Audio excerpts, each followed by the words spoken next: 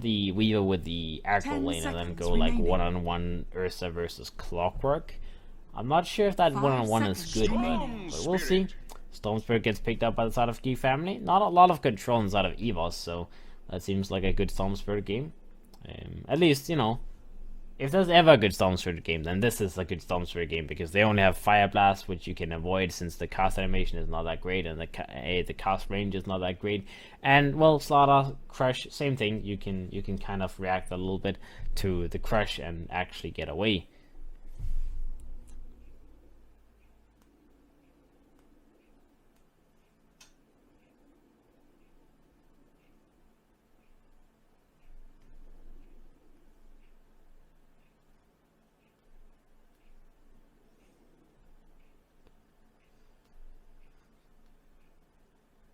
Ten seconds remaining. 5 seconds remaining.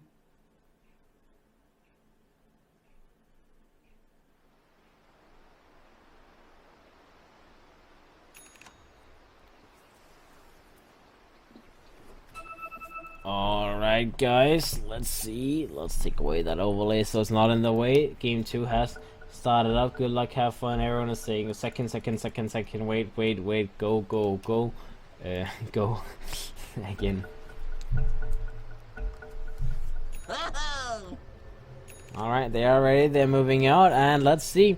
Another smoke comes out from both sides. Both sides love to use that, you know, level 1 smoke just to get out and get some vision down. And we do see the Ursa run into the Sand King in the top, and the Sand King already put down an Observer ward, and he does see that happening. The Ursa does not get his own ward down because of that. We'll maybe just put it a little bit further back, and it looks like that is going to be the play. He's actually going to wrap around and maybe try and still put it down.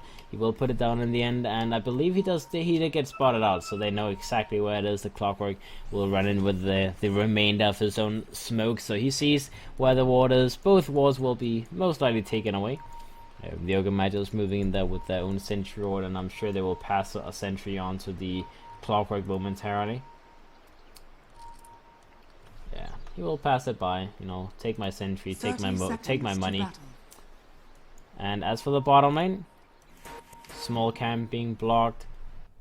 Wait, is that both camps being blocked? Yeah, it's just a small camp being blocked, a little bit of vision being given in mid lane. There's a ward there as well. I'm not sure why there's so much goddamn pinging happening up here, but I guess it's because they really wanted that Observer ward to be taken away. He was like, get it, take it away, get it. Looks like it is going to be a Slaughter in the core position in the bottom lane, so it is a Weaver support, or maybe just, you know, a mix, but it is going to be the Slaughter who is getting the most focus on farming in this situation. So they want an early blink, they want to be less greedy on the side of Evos. They will have the Shadow Fiend Ogre Major in the mid lane, as they will try and put some pressure on the Storm Spirit, and Storm Spirit is not a hero that loves this kind of pressure early on, as the Ogre Major will make his life miserable. The Shadow Fiend will try his very best to get the first set of souls for free, as he is being pressured in the meantime. There's a lot of damage being done, some kind of annoying as well. Bottom lane, let's see the Slaughter. He's getting some levels, but he is playing as a Trillian with a Lone Druid, so Orb of Venom, Lift, Sand King's done available. They go in, they get that Crush off.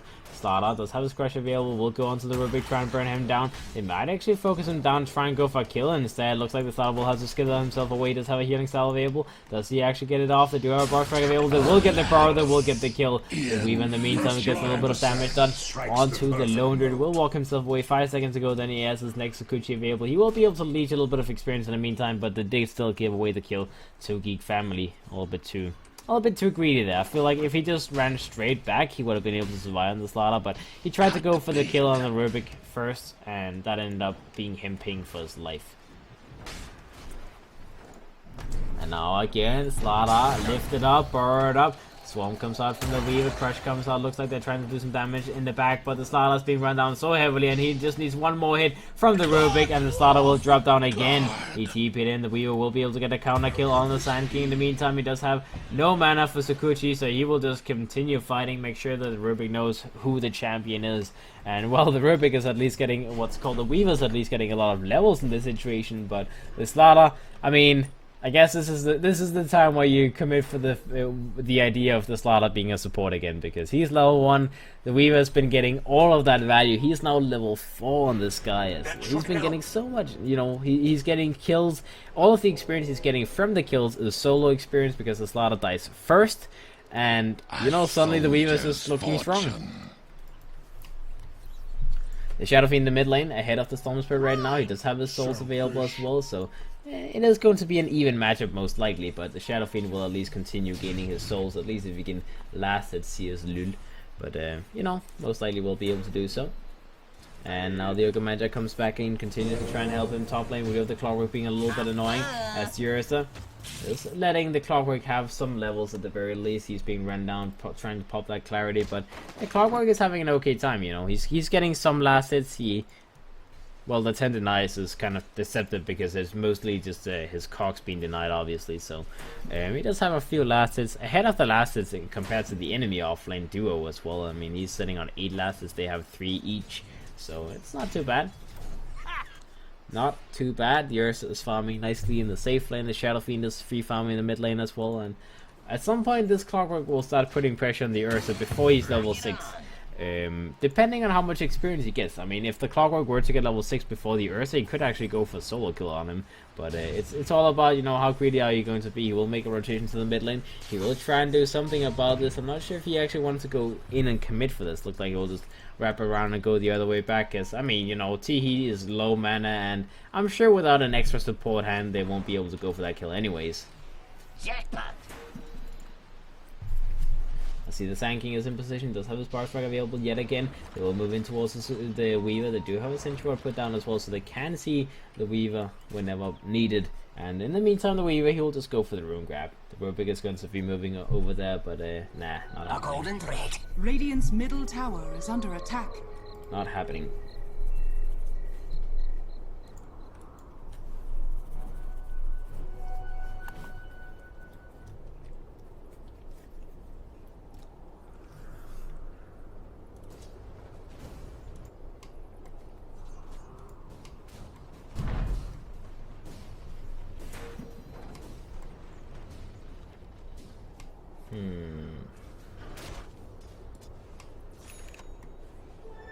He might be in trouble. Fire Blast comes out, another raise comes out, and that is going to be a dead Storm Spirit as the Sand King made a TP rotation into the mid lane, but it's too little too late.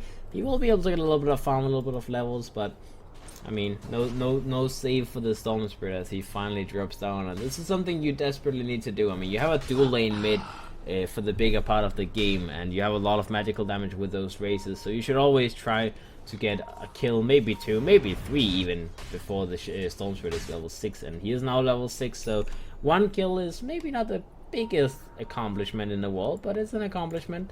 It is something.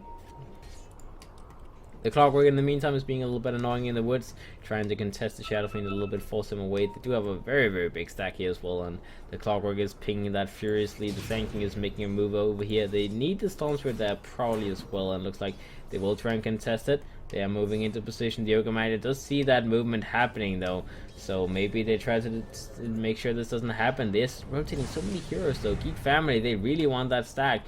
It is a triple stack, so I guess it is worth the effort, but how much are they going to lose in the meantime? The Kiev Major will actually be the first one dropping down. The Clockwork will die in the meantime. The Shadow Fiend goes in. He wants to take at least a little bit of that stack for himself. He will get 2 of the big creeps, and the third one will go that way as well. So not a lot of that big stack was found by Geek family, especially not to make up for the fact that they lost the Clockwork in the offlane position, who was having a very good lane.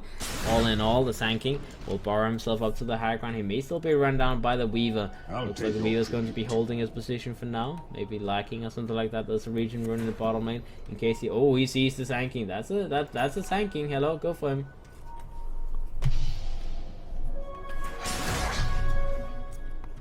They might still be able to find him. They have a crush available. They'll go a little bit closer to well, okay, missed timing then. That's maybe not so good, but either way, Sanking.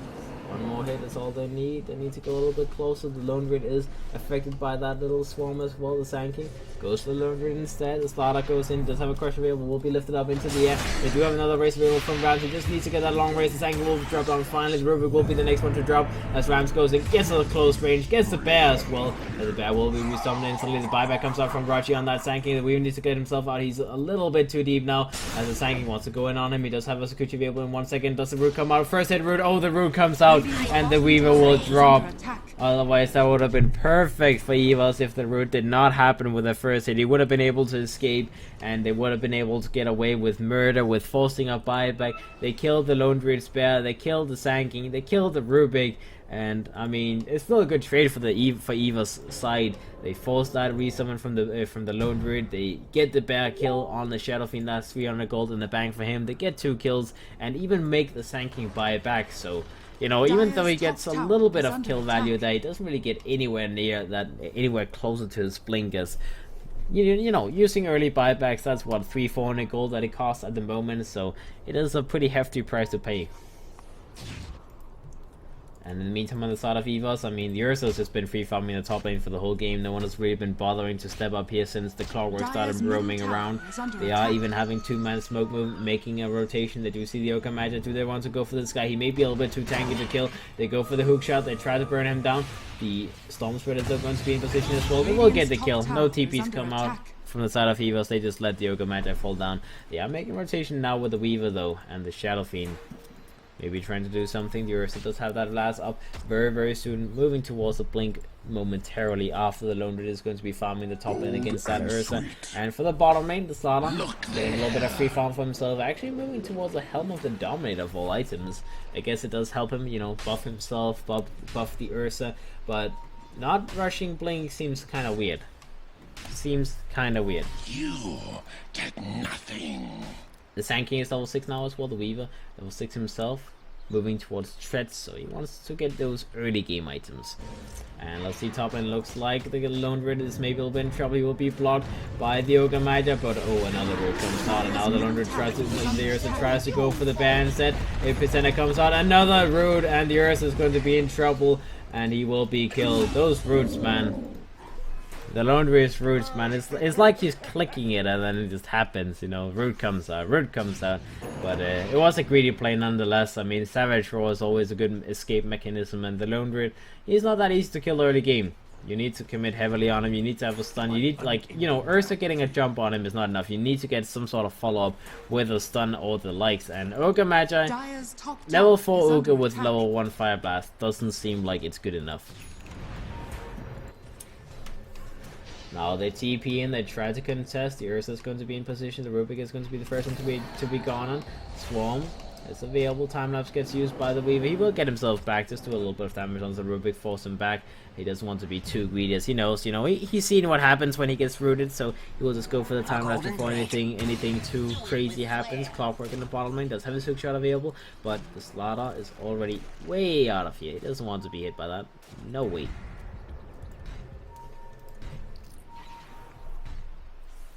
Alright, let's see how well Chihi is doing in the meantime on the Storm Spirit. He is roughly 2,000 gold behind of the Shadow Fiend as well. You know, he had an Ogre Major in his lane the whole game.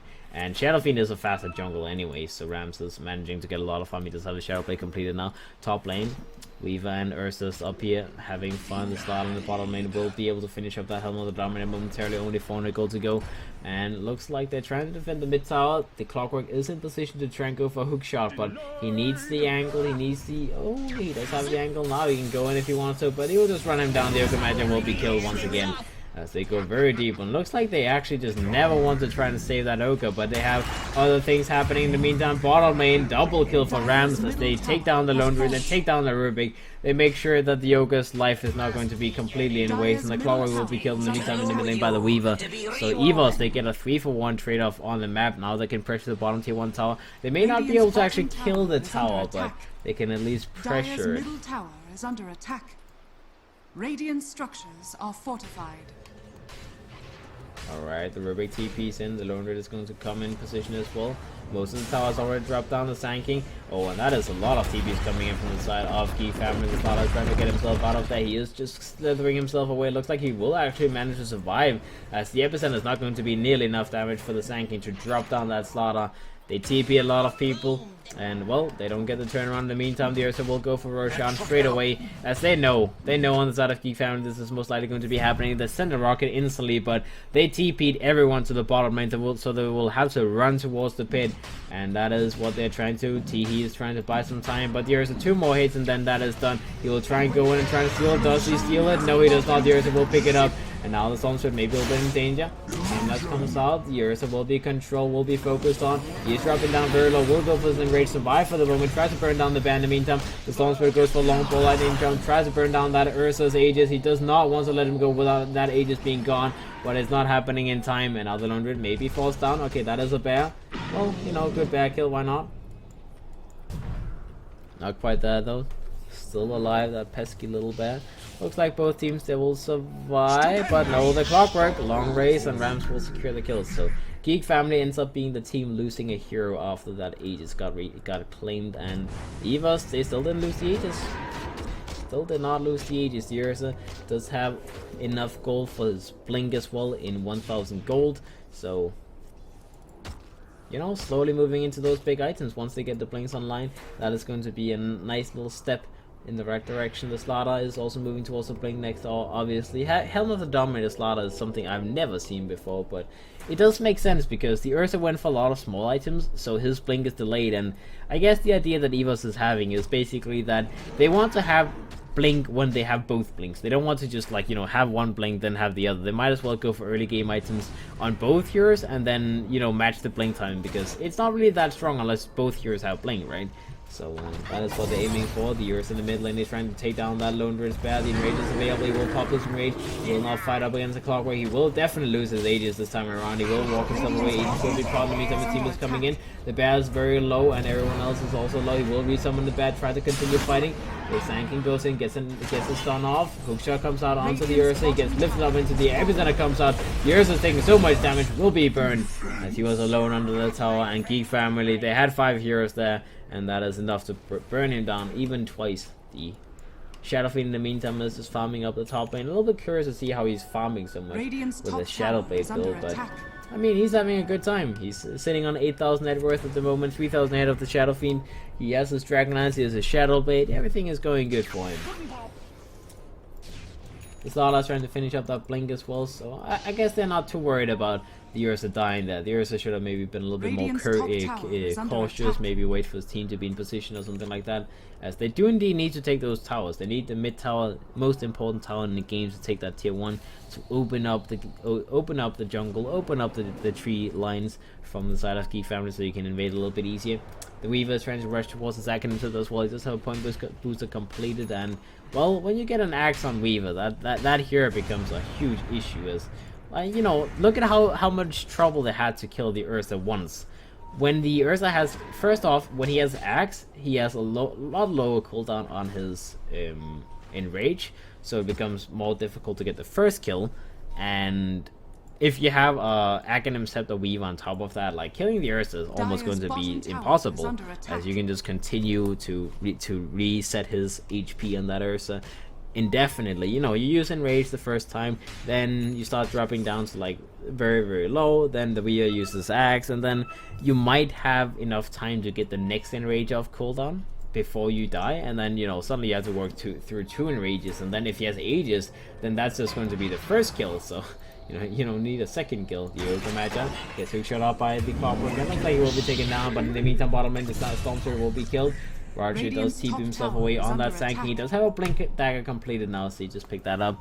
We'll be able to go for some blink initiations now with the Sanking, but losing the Storm Spirit, that's always a sad thing, especially because he had so much gold on him. He's trying to just bank up for that Bloodstone, so losing his life when he has more than 2,000 gold on him, that always takes a lot of gold away, and that is sad. Sad time to lose your life. Blink is complete now on the Ursa. Blink is up on the start as well now, so they are ready to move. They're ready to fight, and Evos, they are looking strong as ever, as they are almost 6,000 gold ahead. The Lone Rider trying to take down the tier 1 tower in the top lane. They are moving for the tier 2 in the bottom lane. In the meantime, on the Shadow Fiend, the Weaver is moving into position as well. Only 2,000 more gold for his acronym set. The Weaver is in position, tries to see if he can find the Sand King. He does have that Swarm available in case of emergency. They do spot him out. He does try to move himself away. Sand King goes for a Power Strike. Will not hit it on the Weaver though. So let's move away. The Shadow Fiend is invisible right now. They find a jump though. The Clockwork gets spotted out. The Ursa goes in. Epicenter comes out from the Sand King. He tries to go on the Ursa, but that is not happening. He doesn't do nearly enough damage. Doesn't get the Power Strike off. And looks like the Sand King will be taken down as well. The Rupik is dead. The Lone Rid Bear gets taken down. He will be killed. The Weaver tries to go a little bit closer for the Lone Rid himself, but no, that is not happening. The Lone Rid will have to use a resummon now though, as his bear got killed. So 3 dead on the side of Geek family. They lose a bear as well, and suddenly Evos, they just, you know, it's like the first game. They get their first set of items, they get those blinks online, and then they just take over the game. This game also looked a lot more convincing for Evos in the laning stage. They didn't really have any difficulties laning at all. I mean, sure, there was kills both sides, but they've never been falling behind in terms of net worth. They've always been in a good position, and now they're just moving further and further ahead. Mid lane, they go for a jump to find initiation onto the tank, and the tank gets burned down instantly as a slaughter with an Ursa. Too much damage, too much power, too little time for the Sankin to react, and he is DD dead. T in the bottom lane still just working for that Bloodstone. It is the hardest work in the world. He needs 1,000 more gold to finish it up, and I mean, it just almost seems like it's impossible to ask him to have that Bloodstone up ever this game. And when you have the Bloodstone, like, is it going to be good enough? The Shadow Fiend is 300 gold away from his BKB, so that is going to be a troublesome guy to kill. The Ursa is rushing towards his Ekkanim Step next. We have a hook shot happening in the back lines to find a jump. In range comes out the Clockwork. He's trying to focus down the Blade Mill. Clockwork will get a kill on him. He may lose his own life though, as the Ursa, no, he goes for the Storm Spirit. He will lose his life in the end, but he got the Bloodstone. He got the Storm Spirit, sorry, before dying. Again, took a little bit of gold away from him. Radiant's middle tower is under attack. 4 for 2 trade-off, I believe. Actually 4 for 1. They only lost the Kiev Major. Well, they only lost the Ursa, sorry. So, you know, costly Ursa kill. Costly Ursa kill. The Lone Rid dying. Everyone dying. Just pain and suffering. Like, the Blade Mill is very nice for the Clockwork. I actually did a lot of work having that Midas before that as well. But it's only so much it can do. You know, in the duration of the enrage, the Ursa still doesn't take any damage. And after that, you know, he took like, what, 300 damage or something along those lines from the Blade Mill. So it did help. But trading the Ursa for 4 heroes is never going to be worth it. They're now going to the pit, just, you know, scout out the situation. Maybe they didn't have the exact time wrote down or anything or something like that. It will be up in earliest 1 minute, and that is what they're working for. The Storm Spirit will now finally finish up that Bloodstone. Okay, as I say that though, he needs 3 more gold. There we go. Bloodstone is done, guys. 19.5 minutes into the game with Tread's Bloodstone. It's not like super horrible timing, but it is definitely not a good time either. They now instantly go for smoking. They use smoke on 4 heroes. They want to ramp up those Bloodstone charges. They want to just make this a train that they can use, because I mean, you don't just get a Bloodstone and then continue farming. They need to do something now. They go on the Kiev Major, try to go for the first kill. In the meantime, the Ursa goes in, gets a jump. The tanker will be killed first. The Clockwork is going to be the next one to drop down. It goes for a hookshot onto the Slaughter, but the Slaughter is going to be running him down. The Clockwork, there's no way this guy gets out. He gets crushed up, he gets controlled, he gets killed. Alright, the Ursa tries to run down as well. Rubik will be spotted out. It get dusted as well, so the Ursa may be able to follow through and go for that kill. But nah, he will play it safe for now. They just need to wait for Roshan to be back up. Maybe they can go for the towers in the top lane in the meantime, but looks like they want to try and find the bottom lane. Teehee and the Lone Rid tries to go for the buildings down bottom. They do find the Storm Spirit in the meantime. They stack the stuns, so maybe not the greatest value of that. Shadow Fiend moves further. He knows he has to go for a chase. He wants to hope to get that kill on Teehee. Teehee is very low on mana. Rams is going to be close enough to hit him. One more hit. Teehee goes a little bit further away with that ball lightning. Will survive. So at least he does not lose those charges. Raji in the meantime blinks himself away. They could still look for a jump though. Forced off in 5 seconds. They definitely want to try and go for it. The Slaughter's on the move. Goes for a crush. Hits the crush on the Storm Spirit. The Storm Spirit ends up dropping down. That is the value. Bloodstone charges dropping down. Roger's going to be the next one to drop down. He doesn't have a Sandstorm available. 2 more hits from the Weaver will kill him. The Lone Rid's back gets taken down again. as that is going to be a resummon in 10 seconds when he has a cooldown available. And oh boy, Storm Spirit losing those Bloodstone charges, that is just not good. As sure, you still have 8 charges available, so you have like one more death where you will be up in like roughly 20 seconds, but you don't want to lose the charges. You want to gain charges. You never want to drop down. Storm Spirit is a hero that definitely relies heavily on having a lot of mana as well as having a lot of mana regen, and now he lost one of those two things. Roshan is now back up and alive as well. Evos, they will go for that instantly. The Storm Spirit is farming in the neighborhood. It looks like they're not in a position where they feel comfortable contesting. They probably don't even know that it's up right now, but you know, contesting is not an option when you're 15,000 net worth behind at 20 minutes. You are way too weak at that point. The Lone Druid very close to finishing those Maelstrom. He needs to level 15 as well for that extra little bit of damage. The Storm Spirit, well, I guess, you know, slowly moving towards his Orchid, maybe a BKB on the way. Sanking does have nothing but a blink. Nothing but a blink. I'll take your trip. Rubik, just Arcane Boots, the Clockwork, Midas, Blade Mill, moving towards a 4-star himself. So all in all, this is not really any item progression inside of Geek Family. They're just sitting on the same items as they have for a good while. The Weaver has a Academ Scepter completed, so Time Lapse is going to be a global save for all of his teammates. He has a medallion done as well now, so Solar Crest will come up soon. The Yoga Major has the Air Map running. Small items, sure, but you don't really need anything else. The Yoga Major will be in trouble now. Will be jumped and killed. Weaver's going to be the next one. Just have that time lapse available. We'll go for the time lapse. Will survive. Actually, time lapses himself on the other side of the map because he was there 5 seconds ago, so he will not be able to continue fighting with his team. But the Slaughter's running either way. He will go for a crush. Hits the crush onto the Rubik. The Rubik could be taken down here. Ooh, there's a Kuchi will in. They see him. They go in. They try to go for the what's it called? With the Corrosive Haze. Rubik will move himself into the trees, try to go for the TP out. He will survive. Does he find it? Nah, he doesn't find it. Once again, the Yoga is the one dying on the side of Evos, and they get the Sanking. Maybe not the best kill in the world, but it's good enough. Aegis is up on the Ursa now as well. He has his Academ Scepter moving towards that Bastion next, and look at this 18-second cooldown on his Scepter. In Rage, you have the Academs on the Weaver as well, which is a 16-second cooldown. So it just feels like, as long as Evos stick together 5 years, like losing people is going to be very difficult. They may not want to use a time lapse for a hero like Ogre, but everyone else is going to be able to get that save from the Axe Weaver. It means you have to pretty much focus the Weaver in the fights, and you really don't want to focus the Weaver. You want to get the Ursa out of the way. Now the Clockwork gets jumped, gets run down, looks like he's a little bit in trouble, and Rage comes out from the Ursa, and well, he doesn't really care at the moment. He will just take what he is coming for. See, in the top lane, gets spotted. Looks like the Slaughter is going to continue running him down. Oh, does he find it? Oh, very close to being close enough to being fast enough, but the Storm Spirit will get the TP up. They found the Clockwork, and now they will push the top lane. There's still 2 towers in this lane to be taken, and they probably want to try and go for high ground from this lane. So, you know, 2 towers can easily be removed. Radiant's top tower is under attack. Radiant's top tower has fallen. Alright, looks like there's going to be a little bit of split push action happening from the Lone Druid. In the meantime, he's trying to finish up his Mjolnir, so he can go for that high ground defense and just laser people to death. The Storm Spirit just had one Oblivion staff complete on his way towards that Orchid, the Sanking. You know, dreaming about more items supposedly, but it is a support Sanking, I guess.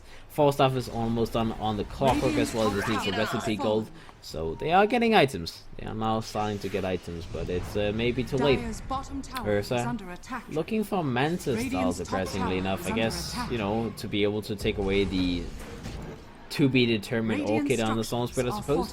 Not a bad idea. Also for the root of the Lone Druid, of course. Both cases, not a bad idea. Ursa goes in, Shadow Fiend gets lifted up. He does try to work down that tier 3 tower. Will be able to take it down. Looks like the Ursa gets jumped in 5 seconds. Tsukuchi comes out. They get a crush off with the Rubik, and he will be killed. 2 dead on the side of Evos. That was pretty nicely done there from the side of Geek Family. I mean, they lost the tier 3 tower, but they do manage to get a successful hold off. I like that. They popped the Aegis, they got a couple of kills. Yeah, I like it. 2,000 gold in the bank. Only losing the Clockwork, which is that's you know, you can survive with that. They will lose shrines momentarily, which is a little bit sad. So because, you know, tier 3 tower got taken down, so the shrine is going to be the next logical step for Evos. But compared to being almost 20,000 net worth behind, like having such a hold is still good. Teehee will have that Orchid up and complete in a moment as well. Now the Ursa still not up with that Manta style. He needs 1,000 more gold, but it is roughly going to be the same kind of time. And Teehee, okay, gets hit in the face, walks himself away. Either way, like I said, the Ursa will probably have the Manta style up for the next push, so the Orchid is not really going to be an issue for him. The Shadow Fiend as well. Scotty is done. He's moving towards the Butterfly. He just have the Hurricane Pike up, the Shadow Blade as well, and Slaughter, Blink Force. BKB will be his next item, just needs the recipe gold in the neighborhood farming the jungle, but I'm sure he wants to move in and help his teammates as well as they're moving around.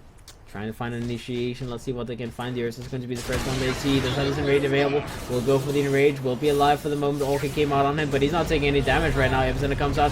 Finally, it looks like the Ursa will be killed. As that is going to be... Oh, actually he survived the time lapse. Kept him alive for a second longer, but finally it drops a Lone Rid, ended up losing his life first though. And can they get more kills inside of Evos? They want to try and punish this. He is very low on mana. They are focusing him down. They will run him down. He does not have too much to work with, and he will go for a suicide. He knows that, you know, you're dead no matter what. He could have maybe tried to buy a second or two, but he didn't want to risk giving up some good value gold for the enemy team. And 2 hits, 1 kill for the Shadow Fiend, as that is all he needs on that Rubik. The Rubik will drop down as well. 3 dead, and they got the Ursa. I'll take your tribute. Surprisingly still worth it in terms of gold for the side of Geek family, but obviously they did also lose Bloodstone charges on the Storm Spirit, which is always sad. So he's down to 8 charges again. He just built up his charges that he lost earlier, but you know, it's a fleeting dream to have Bloodstone charges. The Shadow Fiend needs to be a little bit careful about those cogs. They're kind of annoying, but he wants to take down those range racks. The Lone Rid and the Rubik is still dead for the next 15 seconds. Range racks will be taken down, and well, looks like that is going to be good enough for them. In the meantime, T in the backlines will be focused down, will be taken down. That is 40 seconds without your Storm Spirit, as that is another set of Bloodstone charges going down, now down to 5. The Sand King is trying to split push as much as he can, force down the creep wave. The Slaughter is TPing into position. He goes in, gets a jump on the Sand King. The Sand King is being bashed in the face. Does he get a bash off? 1 bash to save the life, and he will get the kill. The Sand King dies. Alright. Well, I mean, it's only 20 seconds until the Storm Spirit and the Sand King is both alive again, as I guess the valuable thing about being so far behind is that you don't have a long respawn time when you don't have a lot of levels. But either way, 20,000 net worth inside of Evos right now. The Shadow Fiend only needs a couple more 1,000 gold before the Butterfly is going to be a reality, so that is a scary item to finish up. Maybe he goes for Silver Edge purchase first though. Yeah, looks like that's going to be the case. He doesn't want to replace any items just yet, so he just upgrades whatever he can. The Weaver, Solar Crest, Lotus all very soon done. The Slaughter does have that BKB complete, moving towards an AC next. Ursa with a Manta style, so everything is working out great. They just need the next Roshan, and then they are ready to continue pushing to finish the game, to just put the pain and the suffering onto Geek family. And let's see, Roshan is going to be up in 30 seconds, so that is going to be the 3rd Roshan, meaning that cheese is on the table as well. And let's see what Geek family can do about it. They need to contest this one. They can't just continue letting Evos have everything on the map. So even if the fighting looks almost impossible, this is what they have to do. The Sand King does have his 4 stuff completed now. They have that Orchid up on the Storm Spirit. The Clockwork did finish his own 4 stuff as well. Rubik does have a Blink, and the Lone Rid finished up that Mjolnir. So there's pretty much nothing they can get in the next like 5-6 minutes that is going to help them more than they are right now. So if they can't fight now, then I don't know if they can ever fight. They should try and maybe go for Smoke Gang. Try and see if they can find a pick off, then secure Roshan for themselves. That is going to be that would be like the best way to keep them in the game. But for now, they're just sitting gathered up in the top lane, continuing to shoot rockets on Roshan every couple of seconds. The Shadow Fiend will move into position. He will play it safe though. He doesn't want to just straight up move towards where the enemy is. He'll just move back and forth. Radiant's bottom tower is under attack. Bottom lane in the meantime gets pushed down. Geek family, they're trying to disengage. Rubik does try and go for TP out. Will be able to TP out successfully. Teehee as well does have a TP, just switching that into position. But in the meantime, Roshan is being taken by Evos. So they push the bottom lane. Their false TPs went for Roshan. As you know, that's the easy play, making sure that they don't give a chance for Geek family to try and contest. In the meantime, now Paul goes in for a hookshot initiation onto the Ursa, controls him, keeps in position. Enrage comes out from the Ursa. He will be stunned up again. He does have a cheese. He does have his Manta style as well. Does have that cheese to be able to use. time lapse can be used from the Weaver as well in case of emergency. They do have the Aegis on the Shadow Fiend. They bring down the Rubik, and the Ursa is still alive. Still doesn't have to use his cheese. Enrage is available in 1 second as well. He will be earned up by the Yoga, so no need to worry. They almost took him down, but it's so difficult. It's so difficult. He didn't even have the Aegis. The Shadow Fiend is one with the Aegis, so he will take down Rax in the top lane. They're trying to burn him down. The London will hit him as much as possible, but here comes the Ursa. Doesn't want to use his enrage just yet. The Shadow Fiend continues to fight up against the Storm Spirit. Storm Spirit is taking a lot of damage here. There's a lot of moves in with that BKB. Alright, well the BKB didn't do too much. The cheese will be eaten by the Ursa. They're now fortifying the structures as they don't want to lose this Rax on the side of Key family, but they will lose the Melarax for sure. They go in with a Sanking Initiation. Enrage comes out from the Ursa and they try to disengage. Nice hook shot from Velo. He goes in. Is it going to be good enough though? He's taking so much damage in the backlines. Will be able to survive for now. The Ursa gets himself a little bit further away. Another Bow Shot comes out from Rachi on the Sanking, but they cannot burn through the first layer of defense from Evos. The Aegis is still up and running. The Ursa is still ready to go. He has another enrage available in a second. So it's just, you know, they try their very best to pop without losing any heroes. They just need to get that first kill, but it's not happening. Shadow Fiend in the mid lane. Maybe he'll be in trouble though. Will force off himself away. Go invisible with that Still Wedge. Now he will turn himself around. Maybe trying to go onto that Lone Raid. The Lone Raid is going to be the focus. They do have that BKB available. He goes for the BKB. He hits it onto the Clockwork initiating onto him, trying to just keep him in place. But in the end, that is going to be his death. Forced off into a Requiem of Souls. As the Clockwork is dead, the Lone Raid is back, gets taken down. The Ursa tries to go in and pop someone as well. As the Lone Raid is very, very low HP. No bear available right now. Oh, hookshot comes in. The Clockwork again getting that hookshot in, but he dies again. That Acronyms on the Ursa, keeping him alive time after time again, as the Clockwork is not able to do enough work. And now the Ursa goes for the next one. Will bring down the tank. He may lose his own life for this, and indeed he does. He will be taken down. So Ursa dead for 80 seconds. Slaughter dead for 50. That is enough for Evos to just back up for now. Well, I mean, I would say that's actually a pretty successful hold. They buy back the Clockwork, but at this point, when you're that far behind, like, you would be expected to buy back your mid hero, your safe laner, and all of these things is to hope to hold, and most likely still lose. So, you know, getting away with using one buyback, dying on that hero, and they get a couple of return kills. They force them back. They pop the Aegis. Or actually, they didn't pop the Aegis, but they forced them back. That is good enough, I would assume. Evos can still try and go for a push though. If they go the moment the Ursa is back, they have 1 minute and 10 seconds when the Ursa is alive to use that Aegis for something. So they could try and just brute force it down and do their very best to use that Aegis. Maybe just try and suicide with the Shadow Fiend so he gets a little bit of value out of the Aegis. You know, suicide onto a support hero, give up your life to trade for support hero just to pop that Aegis and then have a BKB for the second one. But for now, looks like they're going to be pushing. I'll take your tribute.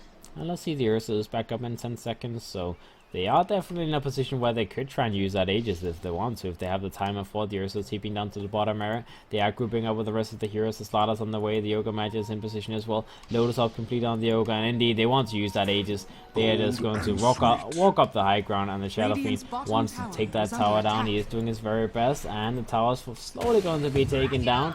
As you know, doesn't take too long. He will be forced out forward. This Shadow Fiend gets control. Aegis will be popped. Maybe. Nope.